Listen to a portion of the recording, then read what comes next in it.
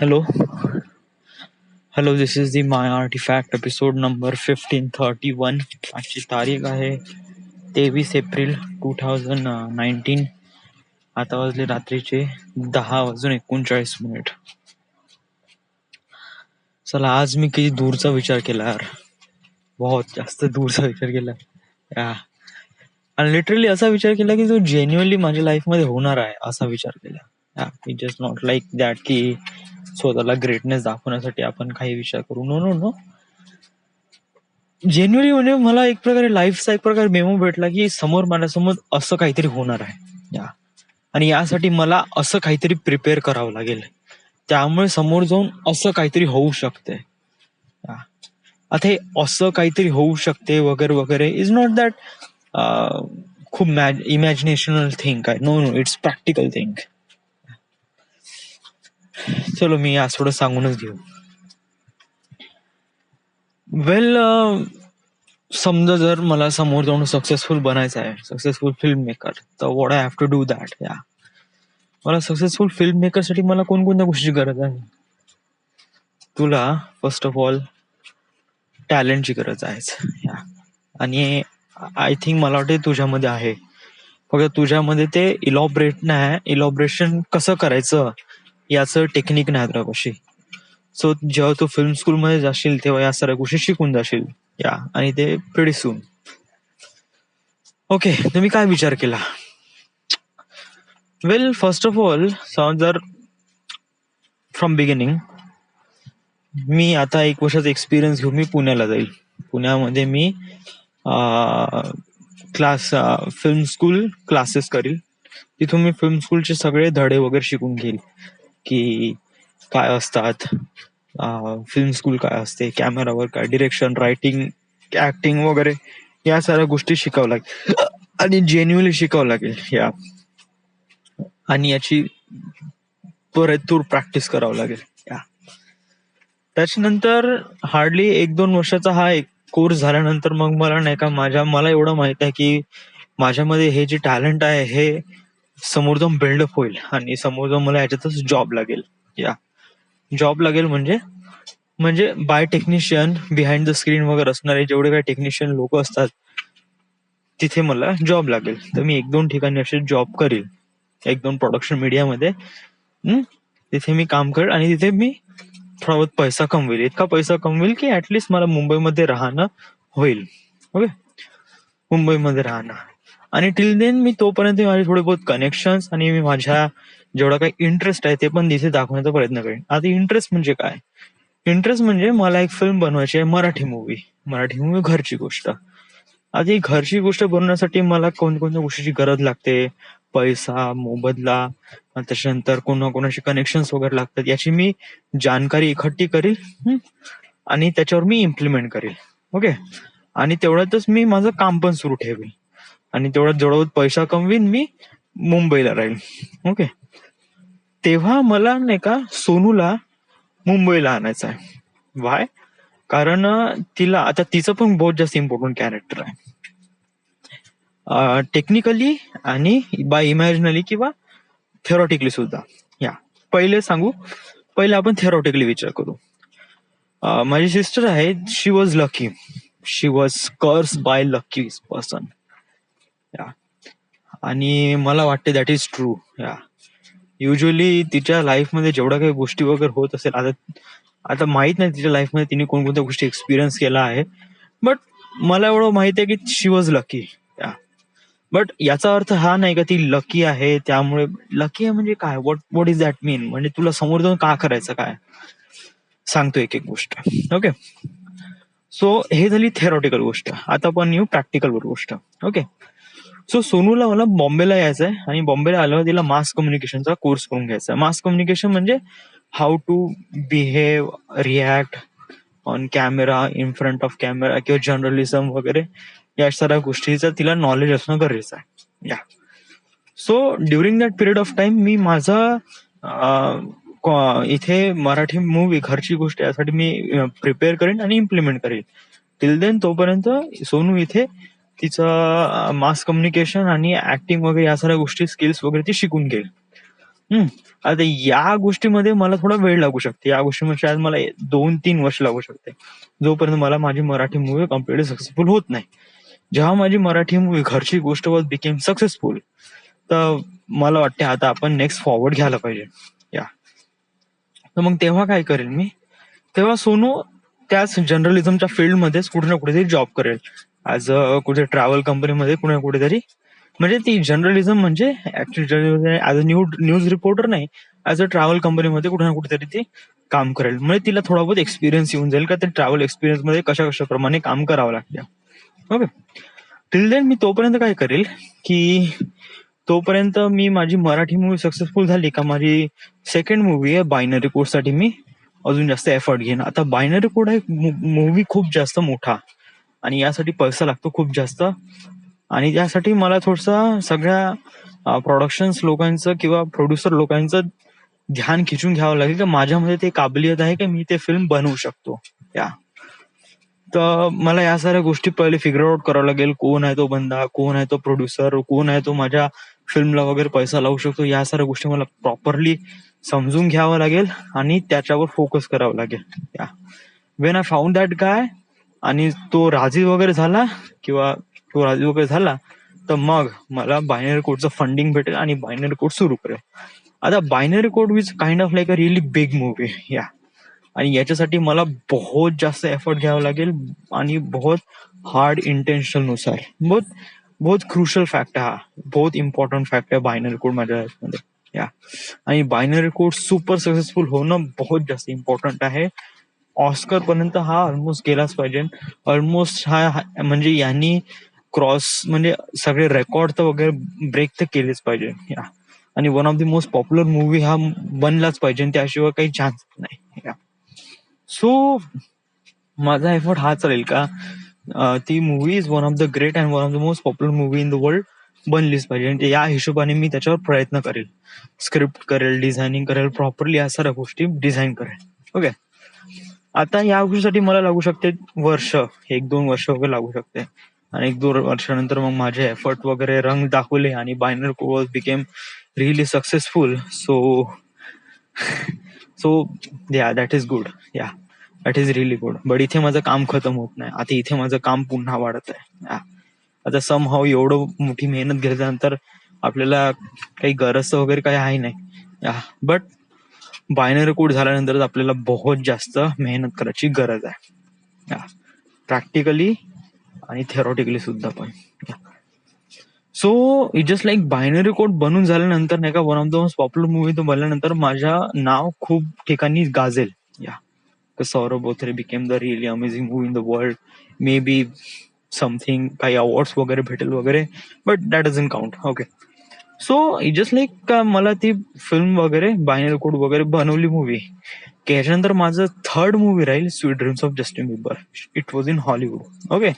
याचा बजेट खूप जास्त मोठा नाही, इव्हन बायनरी कोड पेक्षा पण छोटाच आहे. खूप जास्त ऍक्शन सिक्वेन्स नाही, छोटीशी पॉप्युलर छोटीशी एक लव्ह स्टोरी आहे ज्याला प्रॉपरली माझ्या डोक्यामध्ये प्रॉपरली डिझाईन केली आहे, ती प्रॉपरली इलॉबरेट करायची आहे. Okay. But it's in the Hollywood. Okay. तर त्या गोष्टीसाठी पण प्रिपेअर राहावं लागेल का मला हॉलिवूडमध्ये फिल्म बनवण्यासाठी कोणकोणत्या गोष्टीची गरज लागते, काय काय लागते माझ्यापाशी, त्या गोष्टीची कमतरता आहे का नाही वगैरे वगैरे. ओके. तर माझी सेकंड मूवी राहील थर्ड मूवी राहील sweet dreams of Justin Bieber. आता sweet dreams of Justin Bieber जेव्हा मला माहित पडलं की मी फिल्म बनवू शकत आहे या हॉलिवूडमध्ये वगैरे आणि माझी फिल्मची सुरुवात झाली, माझे एक प्रकारे डिझायनिंग वगैरे झालं कम्प्लीट आणि आता फक्त शूटिंग आहे. या म्हणजे ऍज अ डिरेक्शनच आहे. तर आता मला तेवढं जास्त एफर्ट घ्यायची गरज नाही. या आता म्हणजे डिरेक्शन मध्ये म्हणजे जस्ट लाईक मी थोडा बहुत डिरेक्शन तर करू शकतो. It was not like that. सर्वात महत्वाचं काम काय असतं की फिल्म डिझायनिंग. समजा तुम्ही प्रॉपरली फिल्म डिझाईन केलं, प्रत्येक छोट्यातल्या छोटे एलिमेंट्स वगैरे लक्षात घेतले आणि कशाप्रमाणे त्याला दाखवायचं हे ठरलं का मग शूटिंग करणं इज क्वाईट इझी टास्क. या मग त्याच्यामध्ये मग फक्त तुम्हाला फक्त ऍक्टिंग स्किल्स वगैरे बघायची असते की ऍक्टरची ऍक्टिंग स्किल्स कशाप्रमाणे आहे. आणि sweet dreams of Justin Bieber खूप जास्त खतरनाक मूवी वगैरे नाही आहे, त्यामुळे मला असं वाटत नाही का इथे डिरेक्शन मध्ये खूप जास्त प्रॉब्लेम आहे. बट तिथे मला एक दुसरं काम करायचंय जे बहुत महत्वाचं आहे. हे काम केव्हा करायचंय जेव्हा मला माहित पडेल का मी समोर जाऊन पुन्हा एक हॉलिवूड मूवी बनवू शकतो बा. ओके. आणि जेव्हा मला विश्वास येईल का sweet dreams of Justin Bieber is one of the most amazing movie in the world, तर तेव्हा मग मला नाही का एक प्रकारे प्रॉपर टीम बनवावं लागेल. कोणत्या गोष्टीसाठी? हार्डली 2 जण राहील, या 2 किंवा 3 जण. 2 जण इज खूप जास्त झालं या. आता हे 2 जण कोण राहील आय डोंट नो. आता हे 2 जणांमध्ये कोणकोणते स्किल्स असल्या पाहिजे का हे 2 जण नाही का प्रॉपरली माझ्यासारखे विचार करणारे असले पाहिजे. या म्हणजे फिल्म मेकिंग म्हणजे काय, फिल्म डिझायनिंग म्हणजे काय, film story telling as a writer ची मला गरज आहे. हे 2 जण मला बहुत जास्त इम्पॉर्टंट ठरेल. आता हे 2 जण काय करेल का मला नाही का अवतार द लास्ट एअर बेंडर याच्यावर डिझायनिंग साठी मला माझी मदत करेल. या तर हे लोक नाही का माझी sweet dreams of Justin Bieber, नाही आपल्याला हे अगोदरच करावं लागेल. No no no no. हे 2 जण नाही का आपल्याला बायनरी कोड जसं सक्सेसफुल झालं तसाच 2 जण बंद रिक्रूट करावं लागेल, असे कोणतरी जे माझ्यासारखे विचार करणारे आहे आणि त्यांना नाही का अवतार द लास्ट एअर बेंडर बद्दल प्रॉपरली प्रत्येक माहिती वगैरे कलेक्ट करायची आहे, त्यांचे एपिसोड बघायचे आहे आणि त्याला कोलॅबरेट करायचं आहे की त्याला 6 मूवी मध्ये कशाप्रमाणे दाखवू शकतो अवतार द लास्ट एअर बेंडर आणि त्याच्यानंतर अवतार कोरा. हे 6 मूवी मध्ये आपण 6 इन्स्टॉलमेंट मध्ये कशाप्रमाणे दाखवू शकतो, याची स्टोरी बाउंडिंग कशाप्रमाणे करू शकतो वगैरे वगैरे या सगळ्या गोष्टी आपण त्याच्यामध्ये इन्क्लूड करू. तर हे 2 जण त्याच्यावर काम करतील. या आणि हे या दोघांना हे काम करतील म्हणजे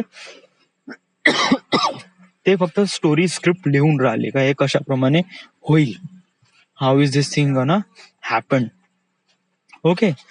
बट अजूनपर्यंत प्रोडक्शन मीडिया नाही, सेटअप नाही, अजून अवतारचे राईट्स नाही, सो याच्यावर आपण काम करू शकत नाही. या टिल देन मी स्वीट ड्रीम्स ऑफ जस्टिन बिबरच्या कामात थोडंसं मग्न राहील. तेव्हा मला काय करायचं आहे. हा अजून एक गोष्ट, बायनरी कोड जर सक्सेसफुल झाला तसं मला नाही का सोनूची जे जर्नलिझम साठी तिने जे काम केलं होतं 1-2 वर्ष वगैरे, त्याच्यानंतर तिने जे काही कोर्स केले तर तिच्या नावावरून एक एपिसोड होती. मग तेव्हा मला नाही का सोनाली प्रोडक्शन च्या नावाने एक प्रोडक्शन हाऊस बनवावं लागेल तिच्या नावाचं. या आता तिचं नावायचं म्हणजे तिचं नाव तर राहील, ऍक्च्युली चेअरमॅन तर मीच राहील, फक्त तिचं नाव राहील. ओके. सो तिच्या नावाचं एक प्रकारे एक प्रोडक्शन हाऊस आणि त्याच्यामध्ये तिचा शो राहील. या शो मध्ये ती काय करेल का ती ऑल ओव्हर द वर्ल्ड घुमेल आणि ती एक प्रकारे जर्नलिझम, एक प्रकारे ट्रॅव्हल गाईड प्रमाणे प्रत्येक कंट्री बद्दल सांगत राहील का कसं आहे इथे काय, तिथे काय, खाणं, कल्चर वगैरे या साऱ्या गोष्टी ती सांगत राहील त्या एपिसोड्स मध्ये. आणि मला वाटते समजा तिने खूप जास्त एफर्ट घेतला ना तर माइट बी तो एपिसोड्स नाही का it's kind of like a really amazing राहील, लोकांना खूप आवडेल तो आणि मला विश्वास आहे या गोष्टीमध्ये. या तर तेव्हा मला as a Sonali production was kind of like एक प्रकारे प्रोडक्शन राहील ज्याच्यामध्ये नाही का ती फक्त त्या याच्यामध्ये काम करेल. ओके. त्याच्यामध्ये मग मला काय करायचं आहे की जेव्हा माझं sweet dreams of Justin Bieber successful झालं, या sweet dreams of Justin Bieber was kind of like a really big successful, चांगलं सक्सेसफुल वगैरे झालं का त्याच्यानंतर मग मला काम येईल की तोपर्यंत माझं तोपर्यंत माझं अवतार लास्ट एअर बेंडरचे सारे स्क्रिप्ट काय तयार राहील, 6-7 मूवीचे अवतार कोराचे स्क्रिप्ट तयार राहील. त्याच्यानंतर माझ्यापाशी थोडा बहुत पैसा पण राहील. त्याच्यानंतर सोनाली प्रोडक्शन मध्ये पण थोडा बहुत पैसा राहील. बट इथे मला थोडा खूप जास्त पैशाची गरज आहे इथे, कारण इथे मला नाही का राईट्स विकत घ्यायचे निकलोडियन कडून याचे अवतार द लास्ट इयर बेंडरचे. आणि अवतार लास्ट इयर बेंडरचे राईट्स विकत घेणं म्हणजे it's kind of like really costly, बहुत जास्त कठीण राहील, कारण तेव्हा मला कसं एवढा जास्त पैसा राहणार नाही. तर तेव्हा मी ते राईट्स कसे काय विकत घेऊ. आता राईट्स विकत घेणं म्हणजे काय, राईट्स विकत घेणं म्हणजे काय की आपण समजा जर कोणत्या गोष्टीची फिल्म बनवून राहिलो आहे तर त्या गोष्टीचे पहिले राईट्स विकत घ्यावं लागेल. जेव्हा जर ती गोष्ट जुनी आहे किंवा ती गोष्ट कोणतरी वापरली आहे तर त्या बंद्यापासून राईट्स विकत घेणं म्हणजे त्याचे कॉपीराईट्स विकत घेणं की भाऊ आम्ही याच्यावर काम करून आलो तर मला एक प्रकारे तुझे राईट्स हवे आहे. It just like kind of like एक प्रकारे बिझनेस स्टफ आहे, हे तुला प्रॉपरली जेव्हा कळेल. ओके. सो मला त्याच्याकडून राईट्स विकत घेणं आहे. आता हे राईट्स विकत घेणं it's kind of like a really costly राहील माझ्यासाठी, बट हे काही ना काहीतरी थोडं बहुत जुगाड वगैरे काही ना काहीतरी करावे लागेल. या. तर तेव्हा मला सोनाली प्रोडक्शन हाऊससाठी बहुत जास्त पैसा लागेल, कारण त्याच्यानंतर मला कंटिन्यू 6 मूवीचा फिल्म बनवायचे आणि 6 मूवीसाठी लागणारा सारा पैसा मला दाखवावा लागेल का हा मी ते बनवू शकतो 6 मूवीचा. कारण 6 movies kind of like a really big in Hollywood, आणि त्याच्यामध्ये एवढे भयानक ॲनिमेशन्स आणि ग्राफिक्स स्टफ आहे, तर तेव्हा मला पैसा वगैरे लागेलच. या. तर तेव्हा मला बघावं लागेल की कोणकोणत्या गोष्टी मॅनेज होऊ शकते वगैरे वगैरे तिथे. आणि हे मी कशासाठी करत आहे का, समजा जर हे माझे 1-2 मूवी, समजा मला 6 मूवीची काही गरज नाही, समजा जर मला पहिली आणि दुसरी movie was kind of like a really great आणि सक्सेसफुल जरी झाली ना, तर मग मला एक प्रकारे ऑडियन्स वगैरे चिपकून घेता येईल. कारण माझा जो इन्शुरन्स पिरियड आहे, तो काय माझा जो आहे तो 12 मूवीचा आहे, आणि मी समजा जर एक मूवीला मी नाही का ऑडियन्स टच केले का, म्हणजे या ऑडियन्सला मी पकडलं, तर मग हे ते लोक पकडून राहतील, ते सोडणार नाही टिल जोपर्यंत 12 मूवी कम्प्लीट सिरीज कम्प्लीट होत नाही तोपर्यंत. या. आणि हे नंबर वाढत पण जाईल, सो याच्यामध्ये माझा फायदा पण राहील. या. आणि समजा स्टार्टिंगला थोडसा प्रॉब्लेम जाईल पैशाचा याच्यामध्ये, but in the future it was like a really great. या. म्हणजे मग नंतर मग तर मला काही मेहनत करायची पण काही गरज नाही. या. मग कारण तेव्हा माझ्यापाशी स्क्रिप्ट तयार राहील, ऍक्टर्स तयार राहील, प्रोडक्शन मीडिया तयार राहील, सगळं तयार राहील. मला फक्त पैसे लावायची गरज आहे आणि फक्त पैसे घ्यायची गरज आहे, बाकी मग मला कोणत्याच गोष्टीची गरज वगैरे काही नाही. मग तेव्हा मग लागेच तर मग मी युएनच्या कामामध्ये मग थोडस स्वतःला इम्प्लिमेंट करू शकतो. तेव्हा जेव्हा मग माझ्यापाशी थोडं बहुत टेन्शन कमी राहील. ओके. सो एवढा दूरचा मी विचार केला आज राईट नाव या 1 घंटाभरामध्ये, आणि जेन्युअनली मला असं वाटलं की या it was happen in the future also. हे माझ्यासोबत फ्युचर मध्ये पण असं होईल, बट पाहू आता समोर आता कसं होईल, का होईल वगैरे. टिल देन आपण स्वतःवर विश्वास ठेवू आणि प्रयत्न करो का बिकम बेटर बनण्यासाठी. So F, this is the end. This is the. आज एवढा दूरचा विचार केला. ऍक्च्युली कसा मी हा नेहमी विचार करू शकतो म्हणा, मला फक्त लायब्ररीची गरज आहे. कारण सांगू, लायब्ररीमध्ये नाही का माझं डोकं एवढं भयानक चालतं ना का बहुतच जास्त, आणि युजली गेले 2-3 वर्ष झाले मी लायब्ररीत गेलोच नाही. Library is kind of like really माझ्यासाठी बहुत मोठे इंजिन आहे यार. मग तेव्हा माझं डोकं असं झरझर चालतं ना, असं झरझर की बहुतच. लायब्ररीमध्ये गेलो, कानात हेडफोन टाकले, समोर एखादी पुस्तक घेतलं की डूड मैं अशा दुनियामध्ये जातो ना की बास, can't really understand. Till then, but मला कसं प्रत्येक वेळेस लायब्ररीची गरज नाही म्हणा. मी असं कोणत्या ठिकाणी असं स्वतःला करू शकतो म्हणा असं, बट लायब्ररीमध्ये तो फील असतो ना, तो खूप जास्त एकदम सेन्सिटिव्ह असतो, म्हणजे खूप जास्त पॉवरफुल असतो. म्हणजे जस्ट लाईक लोक प्रार्थना मंदिरात येऊन का करतात, कारण तिथे त्यांना ते वाईब मिळते ते प्रार्थनेची. या. मला नाही का फिल्म मेकिंगची जे काही कल्पना आहे वगैरे या साऱ्या गोष्टी नाही का, आता असं नाही लोक बाहेर जाऊन पण प्रार्थना करतात म्हणा किंवा घरून प्रार्थना करतात वगैरे समथिंग, बट मंदिरात कसं त्यांना ते प्रॉपर वाईब भेटते. मला लायब्ररीमध्ये या साऱ्या गोष्टीची वाईब भेटते. वाईब म्हणजे एक प्रकारे नशा, म्हणजे एक प्रकारे त्या एन्व्हायरमेंटचा दृष्टिकोन वगैरे समथिंग. युएनचं काम तेव्हा काम येईल जेव्हा माझं फुल सक्सेसफुल राहील, जेव्हा Sonali production house was kind of like really is on fire. म्हणजे चांगलाच पैसा कमवत राहील, आणि देन त्याच्यानंतर मग पैसा कमवत राहील. देन त्याच्यानंतर अजून काय आहे की मला अवतार द लास्ट एअरबेंडर बद्दल किंवा अवतार कोराबद्दल जास्त जाणून घ्यायची गरज नाही, कारण तेव्हा मी ऑलमोस्ट सगळ्या काही गोष्टी अचीव्ह केल्या राहील. या. मला फक्त पैसे इन्व्हेस्ट करायची गरज राहील, आणि बाकी मला असं फारशी काही गरज राहणार नाही. तर तेव्हा मग मी युएनच्या कामामध्ये स्वतःला हे करेल. युएनचं काम मग तिथे पाहिजे, युएन मध्ये मग कशाप्रमाणे हे राहते काय राहते. ऍज अ युएन मध्ये मी नाही का ऍज अ पब्लिक स्पीकर म्हणून तिथे काम करेल. पब्लिक स्पीकर म्हणजे एक प्रकारे असते ना की लोकांच्या म्हणजे ऍज अ स्पीकर म्हणून काम करेल का, म्हणजे एक प्रकार हे असते ना का या कंट्रीचा हे आहे ते आहे प्रॉब्लेम हे आहे काय सोल्युशन आहे वगैरे या. आणि मग हळूहळू मग तिथून का होईल माहित नाही बट तिथून आपण करू. Okay, so till then everything is fine is good. So this is it, this is the end. This is the My Artifact episode number 15, 31 right now. We are at Nagpur, Maharashtra. Thank you.